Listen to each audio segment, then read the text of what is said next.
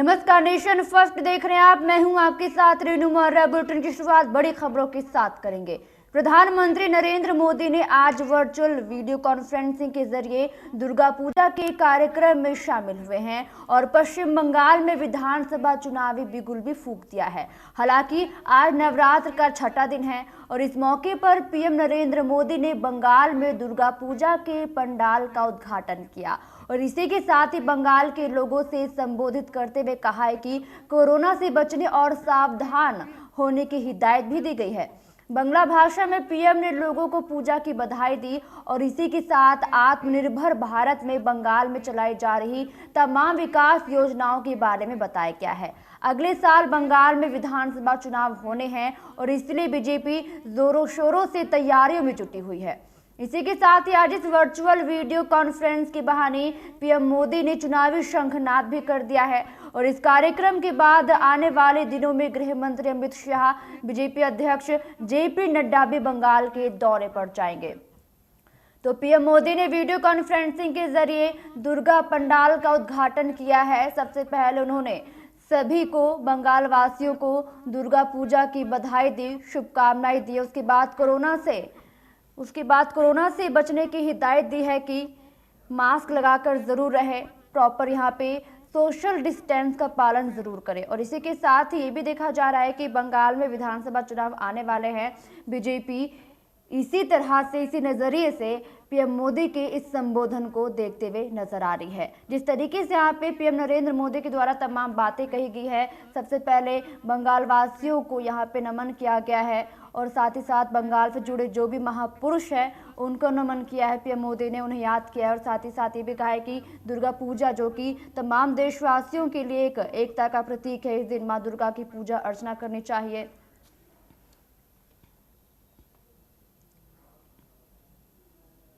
बिहार विधानसभा चुनावों को लेकर सारी राजनीतिक पार्टियां जी जान से पार्टी के प्रचार में जुट गई है और इसी के बीच कई बड़े नेता भी आपस में उलझ पड़े हैं। और इसी कड़ी में उत्तर प्रदेश के सीएम योगी आदित्यनाथ ने भी एआईएमआईएम की चीफ असदुद्दीन ओवैसी पर करारे हमले किए हैं, जिसके बाद अब ओवैसी ने उन पर पलटवार किया है।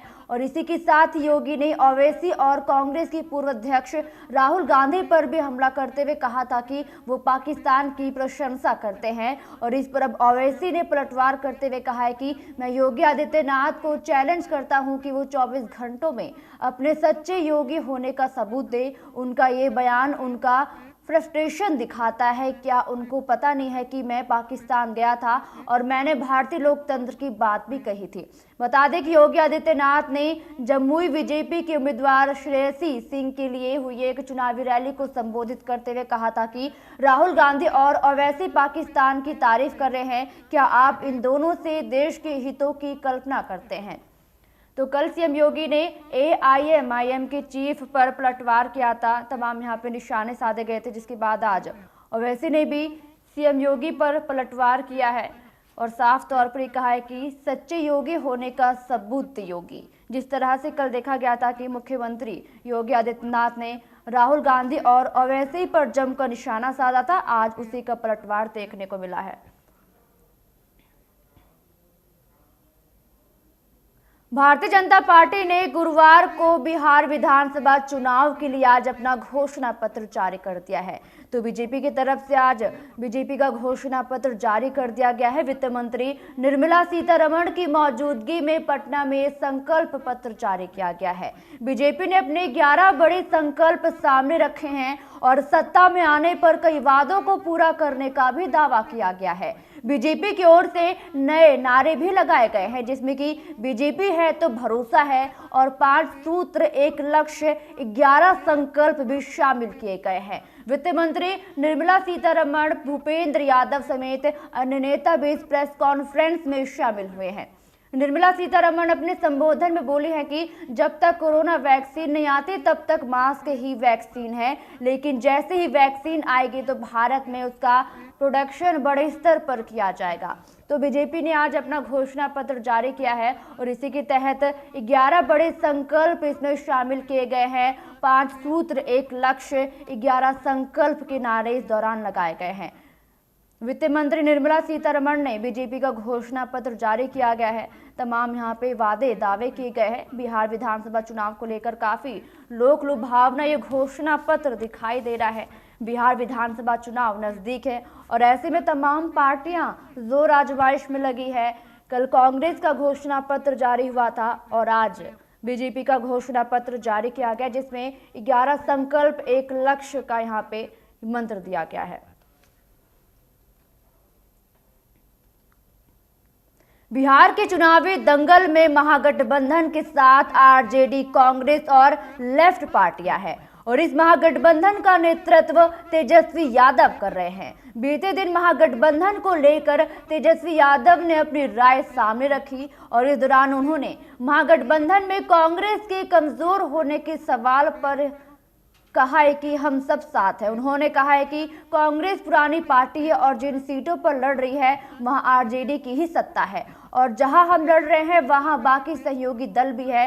तेजस्वी यादव ने कहा है कि महागठबंधन एक दूसरे को मजबूत करने के लिए होता है। उन्होंने आगे ये भी कहा है कि विपक्ष की ओर से जीतन राम मांझी और मुकेश साहनी का इस्तेमाल किया जा रहा है। वहीं उन्होंने चिराग पासवान से रिश्ते को लेकर कहा है कि मैं और चिराग 2010 में पूरी तरह से राजनीति में आए थे और साथ ही चिराग पासवान से हमारा पारिवारिक और काफी पुराना रिश्ता है। उन्होंने आगे ये भी कहा है कि हम बहुमत में आ रहे हैं इसलिए क्योंकि किसी के पास जाएंगे और क्यों किसी का हाथ पकड़कर लाएंगे।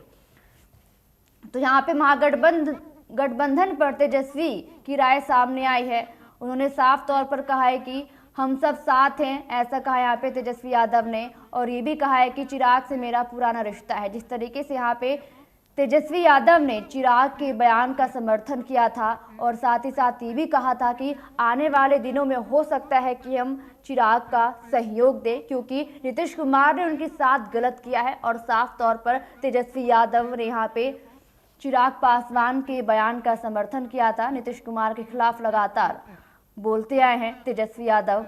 और अगर आज की बात करें तो आज महागठबंधन पर अपनी राय दी है। जिस तरीके से कहा है कि जहां से भी कांग्रेस पार्टी लड़ रही है वहां से पहले ही हमारी जो पकड़ है काफी मजबूत है और आने वाले दिनों में तेजस्वी यादव की तरफ से दावा किया गया है कि जीत हमारी होगी, हम बहुमत में हैं। तमाम पार्टी यहाँ पे जीत का दावा करती हुई नजर आ रही है और इसी के मद्देनजर तेजस्वी यादव ने भी जीत का दावा किया है और साथ ही साथ महागठबंधन पर बोला है कि हम सब साथ हैं और साथ मिलकर चुनाव लड़ेंगे और आगे भारी बहुमत के साथ बिहार विधानसभा चुनाव जीतेंगे। महाराष्ट्र में भारतीय जनता पार्टी के बहुजन चेहरा एकनाथ खड़से ने पार्टी से इस्तीफा देने के बाद आखिरकार अपनी तकलीफ जाहिर की है। उन्होंने देवेंद्र फडणवीस पर आरोप लगाते हुए कहा है कि फडणवीस ने उनके खिलाफ साजिश रची और उनका करियर बर्बाद कर दिया। जिस पर पूर्व मुख्यमंत्री देवेंद्र फडणवीस ने बयान जारी करते हुए कहा है कि ये दुर्भाग्यपूर्ण है कि उन्होंने इस्तीफा दे दिया, उन्हें इस्तीफा नहीं देना चाहिए था और जहां तक मेरे खिलाफ उनके आरोप का सवाल है तो वह आधा सच बोल रहे हैं, पर इस समय मैं इस पर ज्यादा नहीं बोलूंगा लेकिन मैं सही समय पर बोलूंगा। तो यहाँ पे साफ तौर पर राजनीति देखने को मिल रही है। इस्तीफे के बाद यहाँ पे एकनाथ खड़से ने तमाम आरोप लगाए हैं देवेंद्र फडणवीस पर। यहाँ पे गंभीर आरोप लगाए। साफ तौर पर ये कहा गया है कि फडणवीस के चलते ही मेरा करियर, राजनीतिक करियर बर्बाद हो गया है। हालांकि इस पर पूर्व मुख्यमंत्री देवेंद्र फडणवीस ने कहा है कि मैं इस पर ज्यादा कुछ नहीं बोलूंगा। हालांकि अभी एकनाथ को पार्टी से इस्तीफा नहीं देना चाहिए था, हालांकि उन्होंने दे दिया, लेकिन जो भी मेरे ऊपर जो भी आरोप लगाए जा रहे हैं वो निराधार है, वो गलत है। लेकिन अभी मैं कुछ नहीं बोलूंगा, लेकिन टाइम आने का इंतजार करिए, वक्त आने पर मैं इस मुद्दे पर जरूर बोलूंगा। तो साफ तौर पर महाराष्ट्र में राजनीति होती आई है। महाराष्ट्र जो कि यहाँ पे राजनीतिक दंगल बनता हुआ नजर आया है और अब एकनाथ के इस्तीफे के बाद कहीं ना कहीं यहाँ पे तमाम यहाँ पे आरोप प्रत्यारोप भी लगाए जा रहे हैं।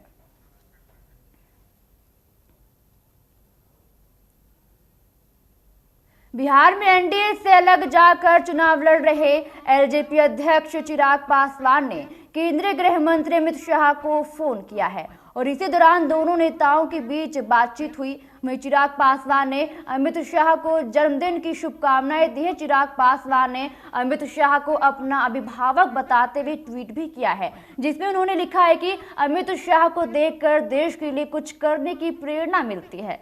मैं उनके स्वस्थ रहने की कामना करता हूं। हालांकि नीतीश की वजह से चिराग ने गठबंधन से हटकर अलग चुनाव लड़ने का फैसला किया, लेकिन बीजेपी के साथ चिराग का रिश्ता अभी भी बरकरार है।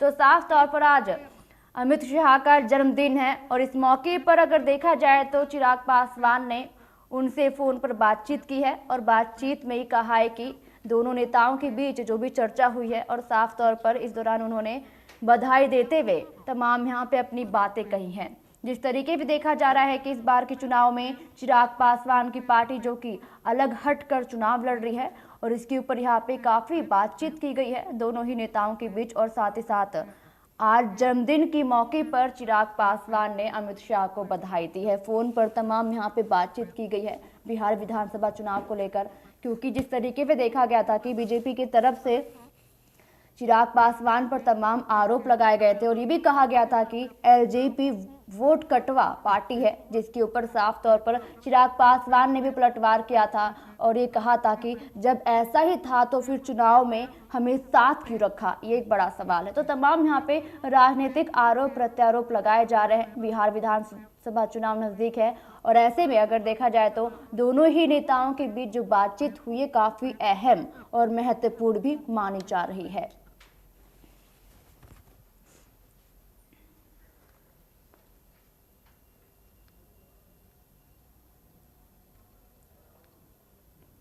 देश में कोरोना मरीजों की बढ़ोतरी में इजाफा होने लगा है, जहां बीते कई दिनों से 70,000 के कम मामले सामने आ रहे हैं। वहीं पिछले 24 घंटे में कोरोना को लेकर राहत की खबर आई है। देश में 24 घंटे में 55,839 नए मामलों की पुष्टि की गई है, जबकि 702 मरीजों की मौत हो गई है। बता दें कि देश में कोरोना मरीजों की कुल संख्या 77 लाख के पार पहुंच चुकी है, जबकि 1,16,000 से ज्यादा मरीजों की मौत हो चुकी है। तो तमाम आंकड़े हम आपके सामने रख रहे हैं, जहां पे देश में कोरोना रिकवरी रेट काफी बेहतर माना जा रहा है और नए मामले जो कि 24 घंटे के अंदर 55,702 निकलकर सामने आए हैं और 700 से ज्यादा मरीजों की इस दौरान मौत हो गई है। तो ऐसा कहा जा रहा है कि देश में कोरोना की रिकवरी रेट काफी बेहतर हो गई है। अगर अन्य देशों की बात करी जाए तो हालांकि भारत की अगर बात करें तो भारत में जो रिकवरी रेट है काफी यहाँ पे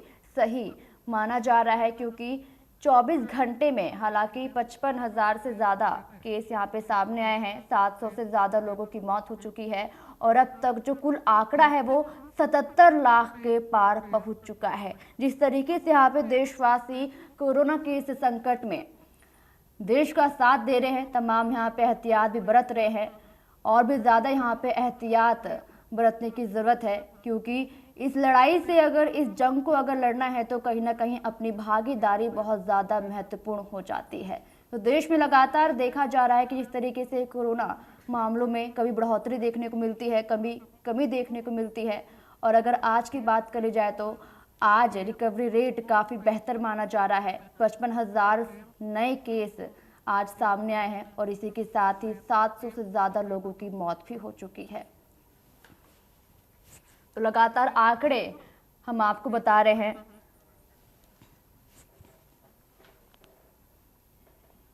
देश के कई हिस्सों में लगातार बारिश का कहर देखने को मिल रहा है और ऐसे में जहां एक और दिल्ली में पिछले कुछ दिनों से लगातार प्रदूषण बढ़ता ही जा रहा है, जिसकी वजह से लोगों का जीना दुश्वार हो गया है। सरकार लगातार बढ़ते प्रदूषण को कम करने के लिए कोशिशें कर रही है। वहीं दूसरी ओर दिल्ली और आसपास के इलाकों में भी मौसम ने करवट ले ली है और इसी के तहत अगर आज सुबह की बात करें तो आसमान में बादल छाए नजर आ रहे हैं। वही मौसम विभाग के अनुसार अगले कुछ घंटों में दिल्ली और एनसीआर के कई इलाकों में भारी बारिश की संभावना भी जताई जा रही है और साथ ही मौसम विज्ञान विभाग की जानकारी के मुताबिक पश्चिम उत्तर प्रदेश के इलाकों में भी हल्की बारिश की संभावना है। और इसके अलावा मौसम विभाग ने पश्चिम बंगाल, ओडिशा और आंध्र प्रदेश में भी अगले 24 घंटों में भारी बारिश की संभावना जताई है, जिसके चलते राज्य में अलर्ट भी जारी किया गया है। तो जिस तरीके से दिल्ली में लगातार प्रदूषण की समस्या बढ़ती जा रही है, लोगों का जीना दुश्वार हो गया है और इसी के तहत देश के कई राज्यों में आज भारी बारिश की संभावना जताई जा रही है। और इसी के तहत दिल्ली एनसीआर में भी सुबह से ही देखा जा रहा है कि मौसम काफी सुहावना हो रखा है, हल्के बादल छाए हुए हैं। और इसी के साथ ही मौसम विभाग के अनुसार अगर बात कर ले तो आज दिल्ली एनसीआर में हल्की बारिश होने की संभावना है।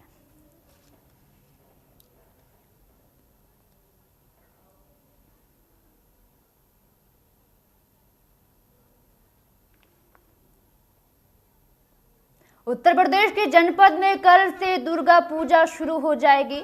यूं तो विशाल और कलात्मक पंडाल लगाकर दुर्गा पूजा की जाती थी, लेकिन इस बार कोरोना के चलते ना तो पंडाल लगाए जा रहे हैं और ना ही भीड़ इकट्ठा होने की अनुमति है। यूपी सरकार के दिशा निर्देशों के अनुरूप सारे प्रोटोकॉल लागू किए जा रहे हैं और इसी के साथ ही भीड़ इकट्ठा ना हो, इसके लिए प्रशासन की ओर से एंट्री गेट पर ही सैनिटाइजर और थर्मल स्क्रीनिंग की व्यवस्था भी की जा रही है। तो जिस तरीके से देखा जा रहा है कि नवरात्र की दुर्गा यहाँ पे लगातार पूजा अर्चना की जा रही, इसी के तहत इस बार पंडाल काफी कम संख्या में नजर आ रहे हैं और तमाम यहाँ पे गाइडलाइंस का भी लोग पालन कर रहे हैं और यूपी सरकार की ओर से जो भी यहाँ पे दिशा निर्देश दिए गए हैं उनका लोग पालन कर रहे हैं। हालांकि अगर भक्तों की बात करी जाए तो लगातार देखा जा रहा है कि कोरोना वायरस है, फिर भी भक्तों में किसी भी तरह का उत्साह यहाँ पे कम होता हुआ नजर नहीं आ रहा। चलिए बढ़ते हैं आगे खबरों की ओर, जहाँ पे पिछले कुछ दिनों से कंगना रनौत की मुश्किलें लगातार बढ़ती ही जा रही हैं और इसी के चलते एक बार फिर से कंगना और उनकी बहन मुंबई पुलिस की रडार पर आ गई हैं। इसके तहत मुंबई पुलिस ने कंगना रनौत और उनकी बहन रंगोली चंदेल को समन भेजा है। पुलिस ने उनसे 26 और 27 अक्टूबर को इन्वेस्टिगेशन ऑफिसर के सामने पेश होने के लिए कहा है। खबरों की माने तो दोनों के खिलाफ मुंबई के बांद्रा पुलिस स्टेशन में 224 ए यानी कि राजद्रोह, साथ ही 295 ए और 153 ए के तहत एफआईआर दर्ज की गई थी। इसके तहत बांद्रा कोर्ट ने कास्टिंग डायरेक्टर साहिल अशरफ सैयद की शिकायत के बाद कंगना और उनकी बहन के खिलाफ एफआईआर दर्ज करने के आदेश दिए थे।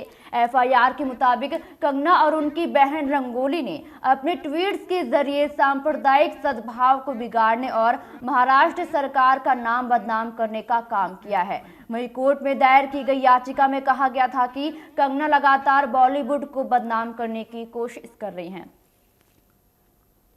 तो लगातार यहाँ पे मुसीबतों में घिरती हुई नजर आ रही है कंगना और उनकी बहन रंगोली को समन भेजा गया है। राजद्रोह का मुकदमा भी उनके ऊपर दर्ज किया गया है। लगातार देखा जा रहा है कि जिस तरीके से कंगना के ऊपर काफी आरोप भी यहाँ पे लगाए गए थे कि उन्होंने बॉलीवुड को बदनाम करने की कोशिश की है और बॉलीवुड के खिलाफ यहाँ पे काफी बोलती हुई भड़कती हुई नजर आती है कंगना रनौत।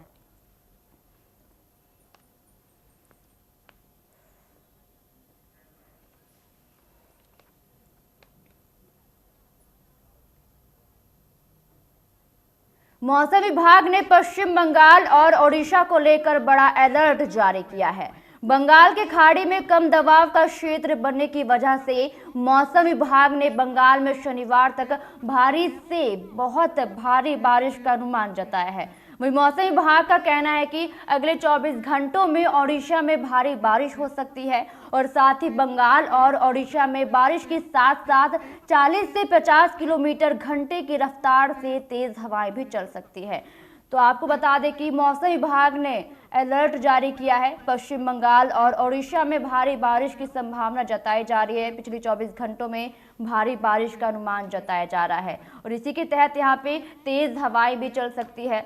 लोगों को घरों में रहने की यहाँ पे साफ तौर पर हिदायत दी गई है। जिस तरीके से अगर देखा जाए तेलंगाना की बात करें, जिस तरीके से यहाँ पे भारी बारिश का कहर देखने को मिला था और पश्चिम बंगाल में भी भारी बारिश की आशंका जताई जा रही है। तेज हवाएं चल सकती है और इसी के तहत मौसम विभाग ने अलर्ट भी जारी किया है। 24 घंटे में भारी बारिश की संभावना जताई जा रही है।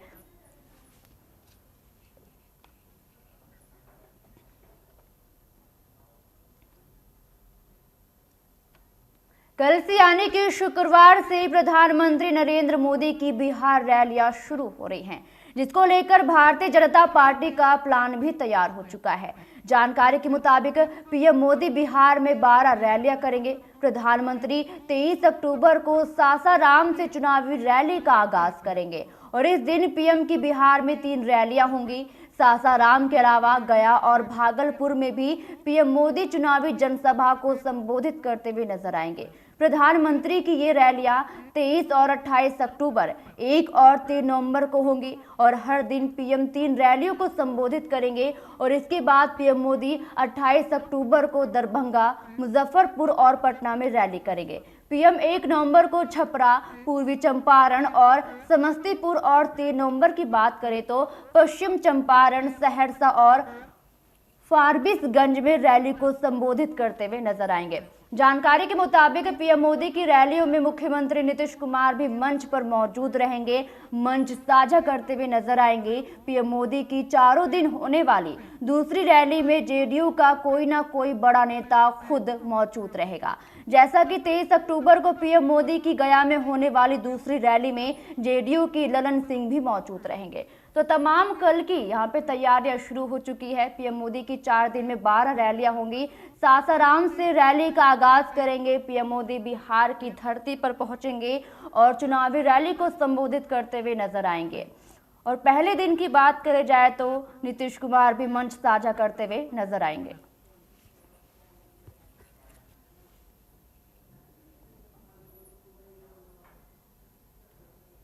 बिहार में नेता प्रतिपक्ष और राष्ट्रीय दल यानी कि आरजेडी के नेता तेजस्वी यादव ने मुख्यमंत्री नीतीश कुमार पर जमकर निशाना साधा है।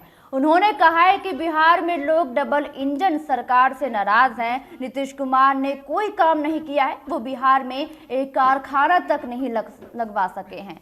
नीतीश कुमार अब पूरी तरीके से थक चुके हैं, अब उनसे बिहार संभल नहीं रहा। और साथ ही उन्होंने जंगल राज के सवाल पर जवाब देते हुए कहा है कि ऐसे सवाल आएंगे क्योंकि ये उस समय प्रोपेगेंडा खड़ा किया गया था। तेजस्वी बोले, और चलिए बताइए कि मुजफ्फरपुर बालिका गृह कांड किसके कार्यकाल में हुआ, उसकी लड़ाई किसने लड़ी, उन बच्चियों को इंसाफ दिलाने के लिए किसने लड़ाई लड़ी, चाहे वो जंतर मंतर हो या फिर सुप्रीम कोर्ट में जाना हो, यह लड़ाई किसने लड़ी। तो तमाम यहाँ पे आरोप लगाए जा रहे हैं तेजस्वी यादव की तरफ से।